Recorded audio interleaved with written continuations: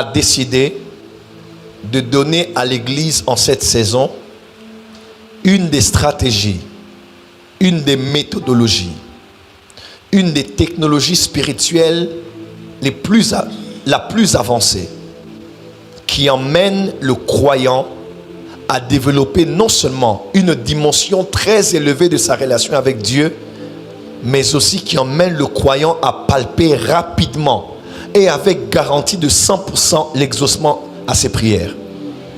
Et cette technologie spirituelle s'appelle les vœux. Vous savez,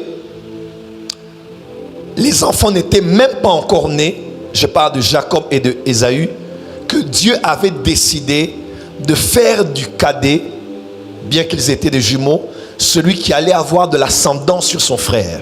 Il avait aimé Jacob, il avait haï Ésaü. Lorsque les enfants sont sortis, c'était deux nations, comme Dieu avait dit à Rebecca, qui étaient en train d'être en conflit dans le sein maternel. Et Rebecca savait que c'est Jacob qui devait hériter du droit d'aînesse. Je ne parle pas des lentilles ici, je parle de quand Isaac avait décidé de bénir Ésaü comme étant l'aîné. Il ne voyait plus, il était déjà avancé en âge et il voulait bénir son fils aîné.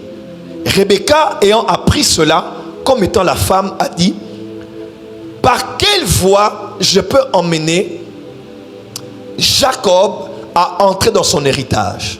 Par quelle voie je peux emmener Jacob à être béni?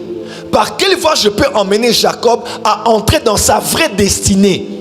C'est vrai que Jacob n'est pas l'aîné, mais Dieu m'avait déjà dit dans le sein maternel que c'est Jacob qui allait être l'aîné. Mais le Père va accomplir autre chose que ce que Dieu m'avait dit dans ses desseins éternels. Alors Rebecca, connaissant la loi, connaissant les coutumes, elle a emmené Jacob à côté. Elle a donné à Jacob des instructions qu'il devait suivre. Vous les connaissez, n'est-ce pas?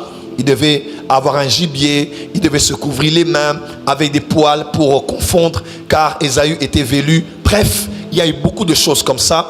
Elle a appliqué ça et Jacob a été béni.